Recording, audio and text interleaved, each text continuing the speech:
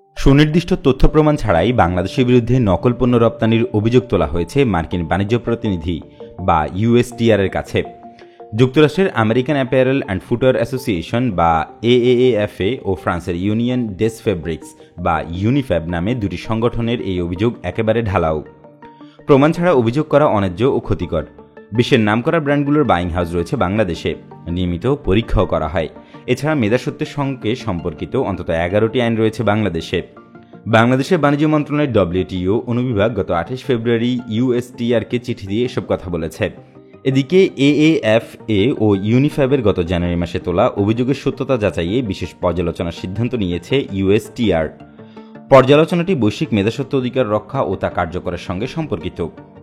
যুক্তরাষ্ট্রের ইতিহাসে এই প্রথম কোনো স্বল্পোন্নত দেশ বা এলডিসির ব্যাপারে এ ধরনের পর্যালোচনার সিদ্ধান্ত হয়েছে। গত 10 ফেব্রুয়ারি 3 দিনের সময় দিয়ে ইউএসটিআর এ বিষয়ে বাংলাদেশের অবস্থান বা ব্যাখ্যা চাইলে 13 ফেব্রুয়ারি বাংলাদেশ প্রাথমিকভাবে একটি প্রতিবেদন পাঠায়। পরে দেশের পোশাক খাতের সঙ্গে সম্পর্কিত পক্ষগুলোর বক্তব্য শুনে 28 ফেব্রুয়ারি বাংলাদেশ আরেকটি বিশদ প্রতিবেদন পাঠায় ইউএসটিআরএ। বাণিজ্য সচিব তপন কান্তি ঘোষ জানান, যেসব দেশে বাংলাদেশ তেমন রপ্তানিই করে না সেই সব দেশেও নকল পণ্য রপ্তানির অভিযোগ উঠেছে।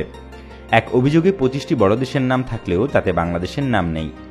ইউএসটিআর এখন ন্যায্য পর্যালোচনা করবে বলে আমরা আশা করছি। ইউএসটিআরকে এএফএ বলেছে, বাংলাদেশে নকল পণ্য উৎপাদিত হচ্ছে, রপ্তানিও হচ্ছে।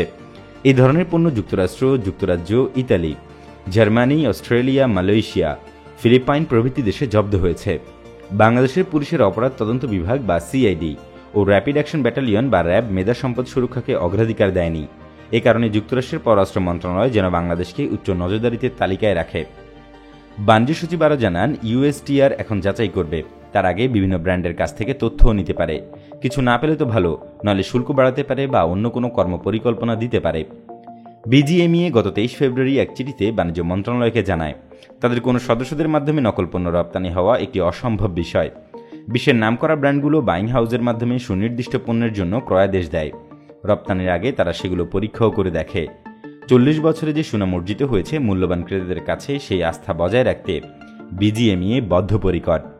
আমাদের কথা হচ্ছে, কারা নকল পণ্য উৎপাদন ও রপ্তানি করছে তা সুনির্দিষ্ট করে বলতে হবে। তখন আমরা যেমন ব্যবস্থা নিতে পারব, তেমনি সরকারও পারবে। ঢালাও অভিযোগ পুরো খাতটির জন্যই ক্ষতিকর।